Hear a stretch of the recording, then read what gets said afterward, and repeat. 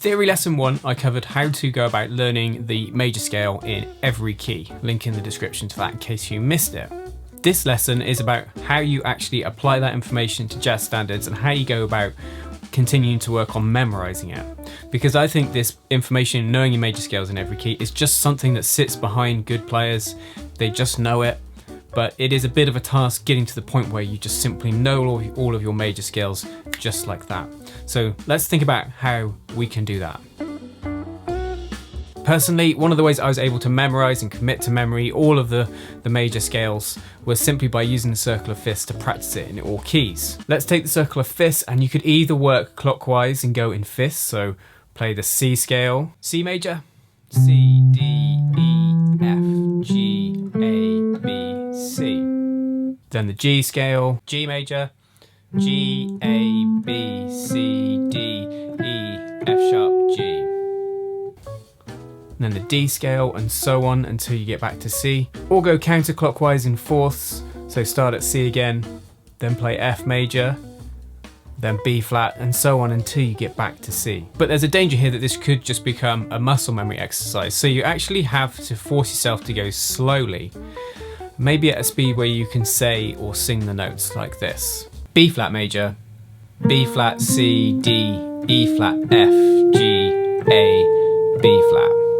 And remember, the exercise here is not to play the major scale. The exercise is how quickly you can recall the notes in each scale, what are the sharps and flats in each key, and just getting better at recalling that information and finding it quicker, to be honest. And the difference you want to see over time is just finding it easier to access and recall that information, that straight away you know B flat is 2 flats and that those flats are B flat and E flat. And if you really want to test yourself, you could play the root note of each scale, then sing the notes of each scale as you go through it, like this. So like this, let's say we did the circle of fifths and we went clockwise, so we went C, I play the first note, then try and sing the rest of the scale and say the notes.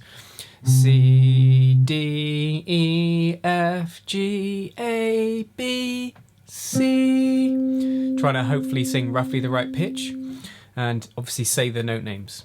Next scale, G. G, A, B, C, D, E, F sharp, G. It's getting a bit high for me.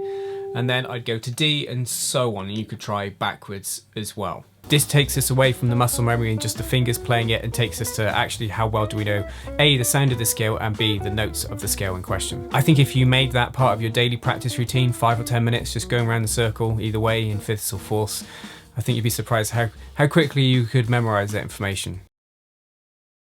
Now then, as a jazz guitar player, how do we actually use this information?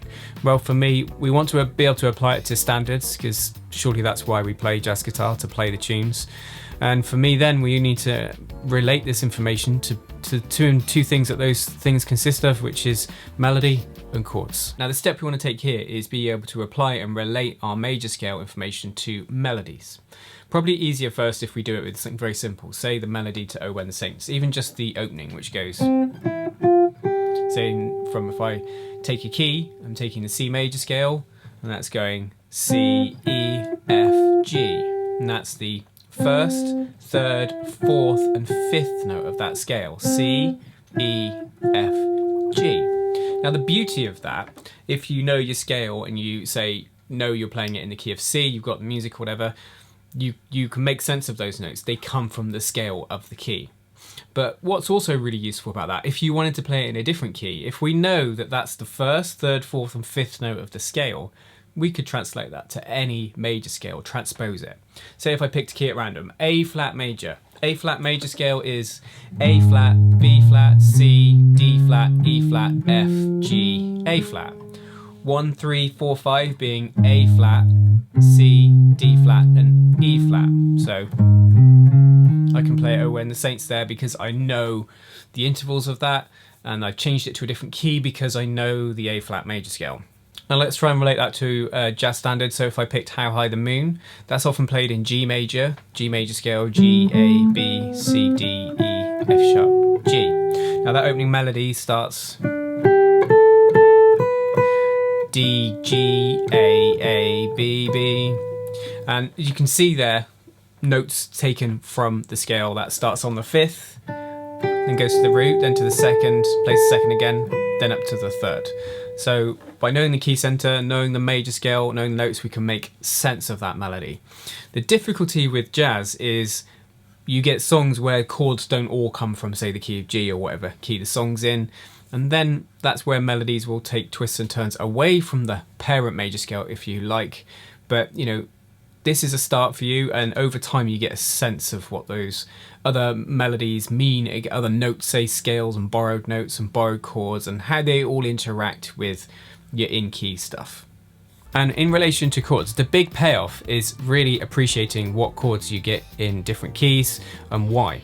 So say for instance, if we took the basic scale C major, so C, D, E, F, G, A, B, C, we build chords from each scale degree, we get the following chords: C major 7, D minor 7, E minor 7, F major 7, G7, A minor 7, B minor 7 flat 5. If we then looked at a couple standards in the key of C major, we're going to find some of those chords. Obviously, being jazz, chords are a bit more complex. If you looked at popular tunes in the key of C, you probably find that a lot of songs just rely upon a few of those chords in the key of C. Take these two examples: Let It Be by the Beatles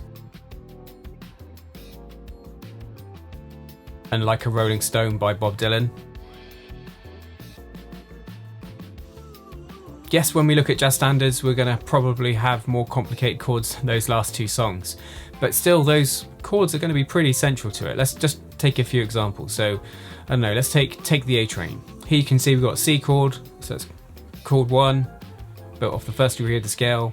We've got the 2 chord D minor 7 appearing. We've also got the 5 chord G7, and we've also got the 4th chord F major 7. Now, knowing all of that is reliant upon the fact that a C major scale has the following notes, you know, C, D, E, F, G, A, B, C, and the Roman numerals relate to the position in the scale, right? C, chord 1, D minor, chord 2, scale degree 2, 3, E minor, 4, F, 5, G, and it's related to that. And if you don't know your major scales, it's hard then to know what's the 5th chord in E flat major. If you don't know your E flat major scale, you're not going to be able to know that information. Let's try another in C major, All of Me. So here we go. Yes, we got C6. Yes, we got D minor 7, A minor 7, D minor 7, G7. So what you want to really be able to do is to take your major scale knowledge and apply that to standards and relate that to the Roman numeral analysis. So one of the first things I would do if I was using something like the Real Book to learn a standard or a chord chart, I would look at the key signature. Say this example I've got on the screen now, Lady Be Good. So first thing I'd look at is the key signature, and it's got 1 sharp in it, which is G major.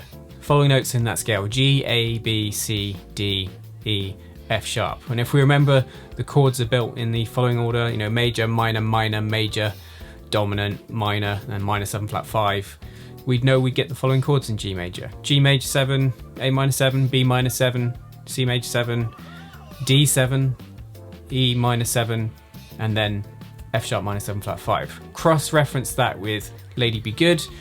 Yes, we've got G6, which is just another way of voicing chord 1, so instead of G major 7. We've got more G, we've got a couple out of key chords there, the C9, the B flat diminished, but the other ones that are in key going through it: A minor 7, D7, we've got the C6-9, again just a variation for the 4 chord instead of playing it as a major 7. We've got E minor 7, and I think that's all of them.